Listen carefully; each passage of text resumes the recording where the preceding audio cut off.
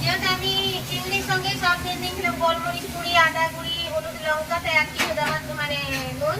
এবার খালি কাঁচা লঙ্কা আপনি দিয়ে দেবেন, আমি দিলাম না, ছেলে খাবেন না বলে। এবার ঢাকন দিয়ে নিচ্ছি, আঁচটা কম করে 5 মিনিট হবে।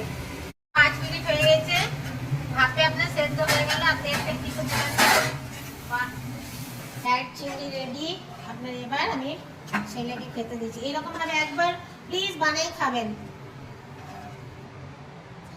এবার উপর থেকে আপনার সুইট কর্ন দিয়ে দেবেন।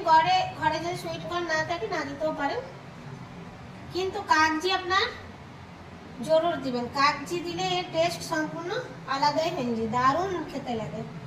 এই হচ্ছে আমাদের আজকের একটা ডিনার, ডায়েট চিংড়ি রেডি। চিংড়ি রেডি, আপনারা একবার বানাই খাবেন আর প্লিজ কমেন্টে লিখে জানাবেন কেমন হয়েছে।